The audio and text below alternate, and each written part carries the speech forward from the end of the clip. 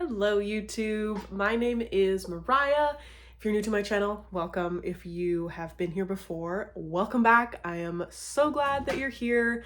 I apologize in advance if I'm spinning because this chair doesn't really stay still, but I'm gonna hold on. And today I wanted to make a video about Sirius because it is that time of year. So if you're new to my channel, I like to talk about all things esoteric, mostly about the goddess and Gnosticism. And today I wanted to touch on Sirius because I'm honestly not sure the extent of the involvement of the Gnostics with Sirius, but it is kind of a thread throughout.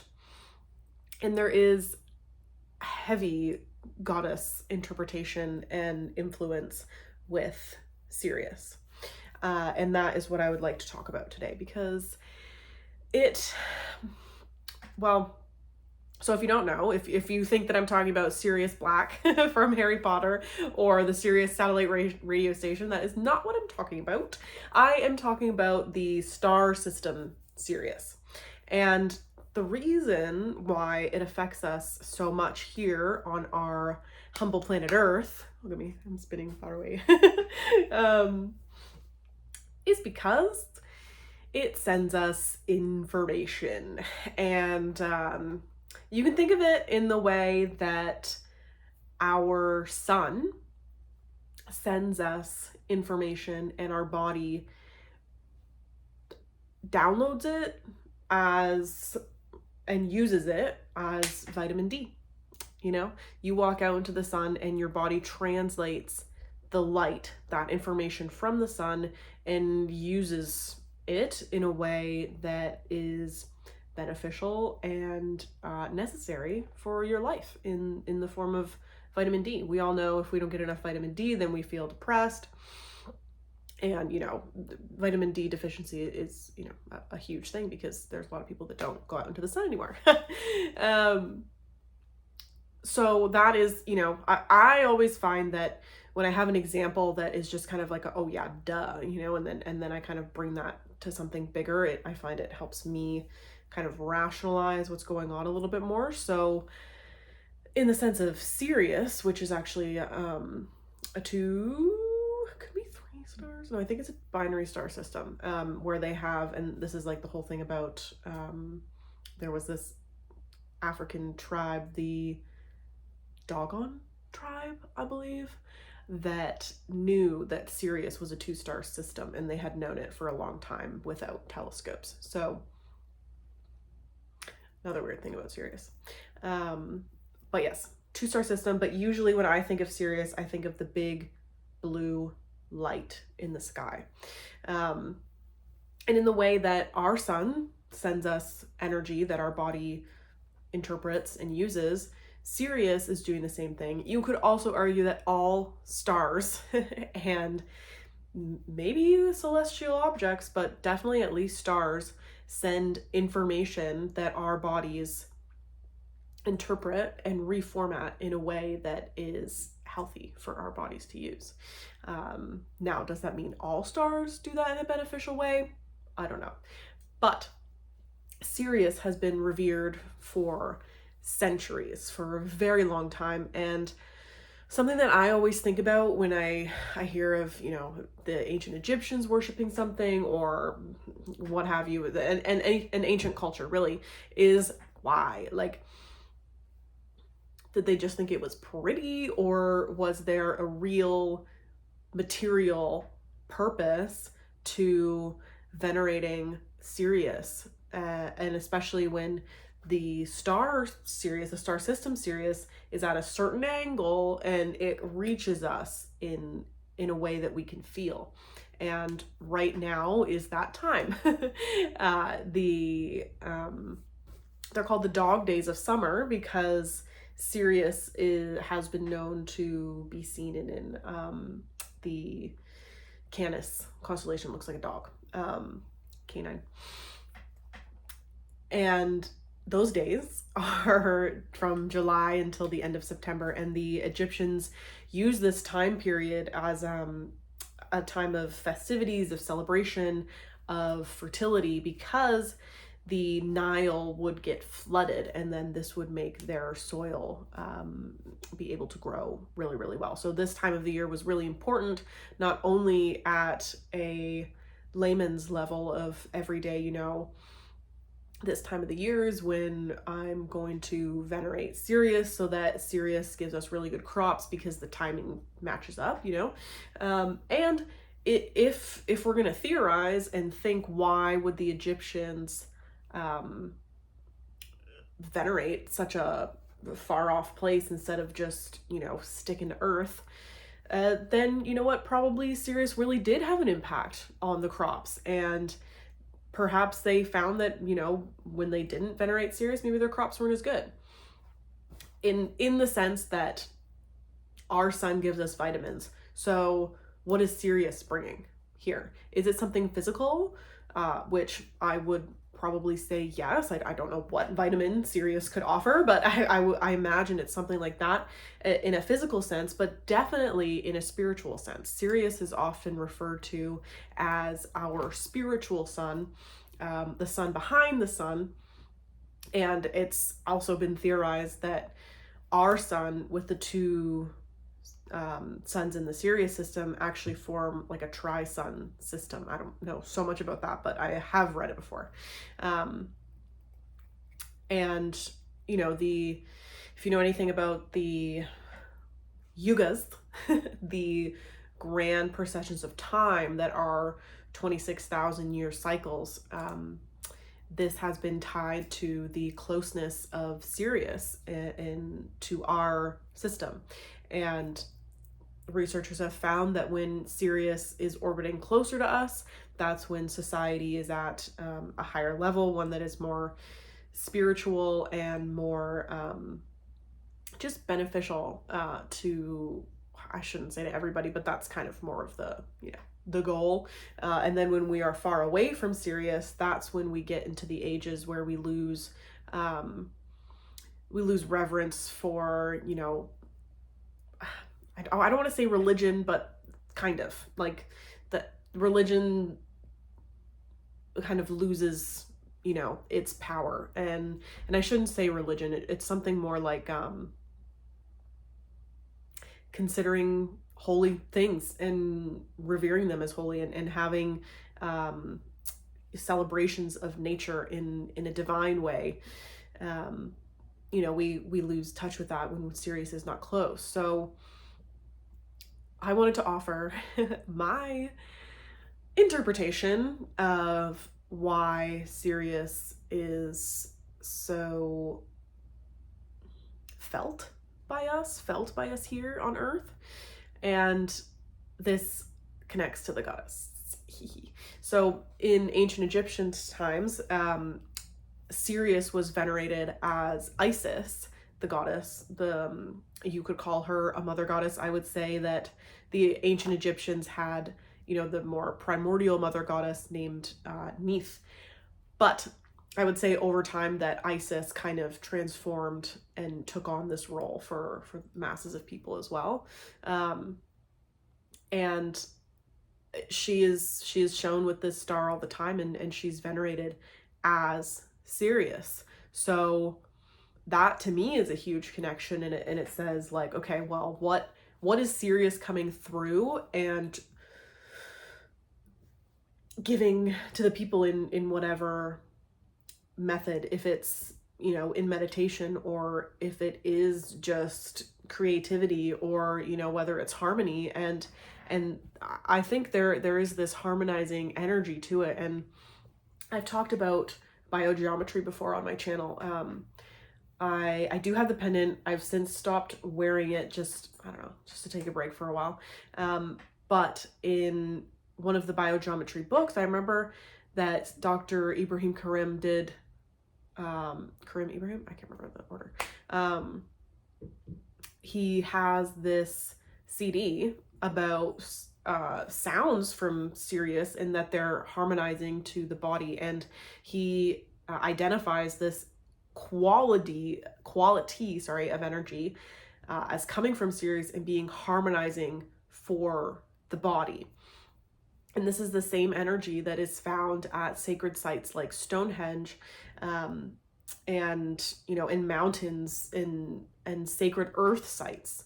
And that is the most important thing, that this energy comes from earth, and it is already divine, and it has the ability to heal ailments, and not necessarily like you go to this site or you receive the energy from Sirius if you want to, if you're feeling like you're stuck and you need something to move you forward. And only that, it's not only that, it gives you the energy that you need in that moment. And that, I practice Reiki myself, and to me, when I give Reiki to people, I'm not giving them a certain solution. I'm offering a free flow of energy to fill in the space that needs to be filled, to balance the overall energy. And that is the same thing that happens at these sacred sites. And I believe that is the energy that is coming from Sirius. So because it's not coming from Earth, there is probably another layer to it that, can add something more mystical or more spiritual, or unlock us in a way that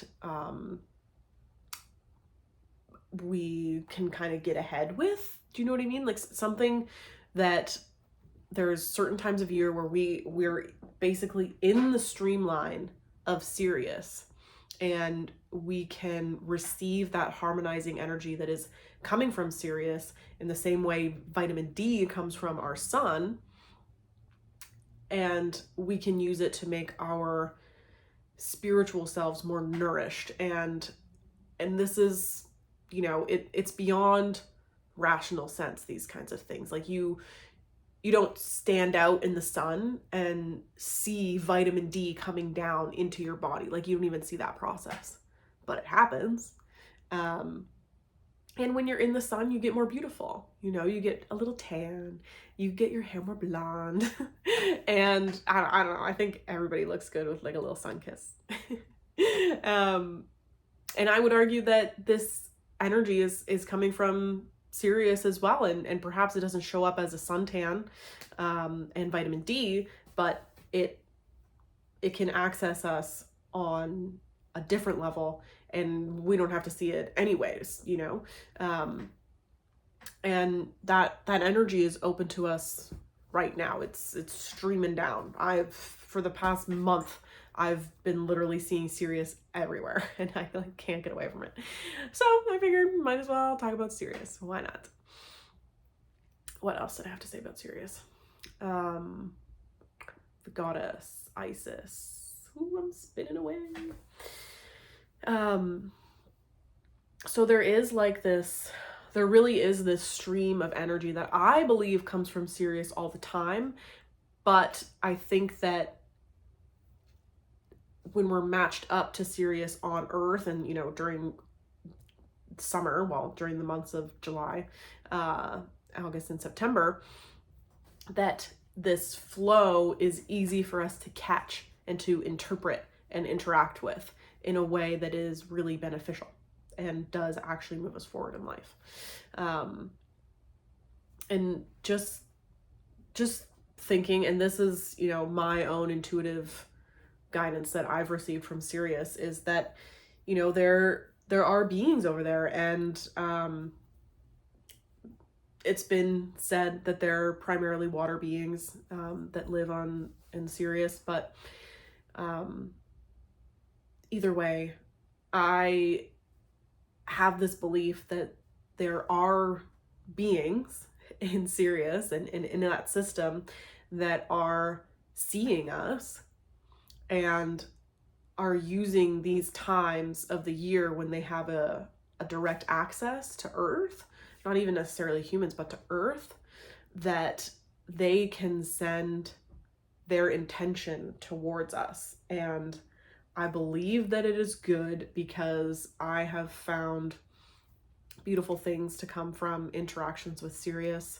And, there is this level of our story as humans being so compelling and so beautiful that there are and there would be other societies anywhere that would want to help us because of who we are and where we are and what we are.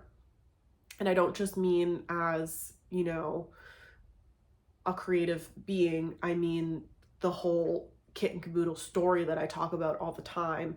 The Gnostic creation story, sorry, I should say the Sophianic creation story of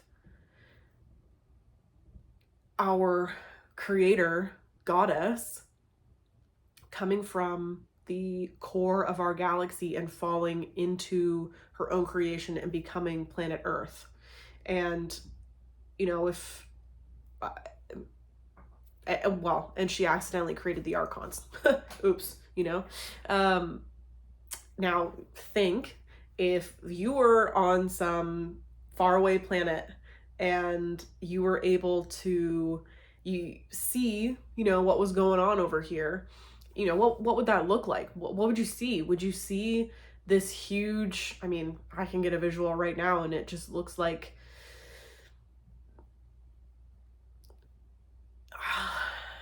there's some sort of barrier around, I don't know about just Earth or our solar system, you know, and we have the asteroid belt, and around Earth there's tons of satellites, like tons of satellites. And to know if okay, let's say that the whole Sophianic creation myth is the truth, and that there are these divine beings, these aeons that live in, well, they either live in the core of each galaxy, or you can access them and their space through the core of each galaxy. And that one of these beings was so compelled to help her creation of humanity that she fell into the experience and in turn created anomaly after anomaly after anomaly, to where we are now, experiencing life in her body, in her beautiful divine body of Earth, that is the body of this goddess, our goddess who created us with intention. And we don't see it. And if the veneration of Sirius is from a place of interaction, from a place that sees our plight, I would imagine that these certain times of the year is when perhaps they want to connect on the other end, and maybe they're holding a vision of us seeing the truth and releasing our shackles of the archontic intrusion, because really we don't need that. Like, there's no need for any of the system that they've created. Our Earth, our planet Earth, is the divine Sophia. It is her body. That is why our planet is so magical and responsive with us. You know, it's not just Goldilocks and just happens to, this is how life happens. No, like, life is created.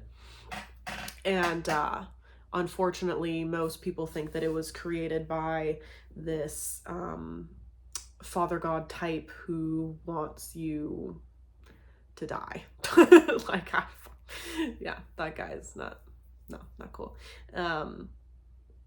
And besides that he's like jealous, like, hello, red flag. That's how you know that he is the one that the Gnostics warned you about. Because anything divinely created in a way that is meant to flourish would not be jealous of you after you've been created. Like, it just doesn't make any sense. And that really is the Gnostic warning in a nutshell, that the Yahweh, Jehovah, Old Testament God is the one and the same accident that Sophia created in her fall to become planet Earth, you know? And we can't see it. I mean, obviously, some of us do, but on a grand scale, that story of that there is a creator who is jealous of you and then you have to feel shameful and guilty all the time, like that's blocking people right here. You know, it's just such an immediate problem. And I really don't see a way to rectify that unless people have a new story. And I really think that's a part of Sirius's influence here, is to help us to focus on our sovereignty, help us to focus on who we are and how we freaking got here, because it is a miracle upon miracles, and we are still in the body of the goddess. And if we just woke up and we saw her, we would probably be able to travel to Sirius and back, you know? We would at least be able to connect to them in a meaningful way. So that's my spiel about Sirius. I hope that it's something new, because I really just have this feeling that connection with Sirius is a two-way street. So when we can connect to Sirius in a way that is open and expansive, then Sirius can connect to us and perhaps provide us with the energy that we need overall to balance our life, the lives around us, you know, even our own little center, our own little home, right?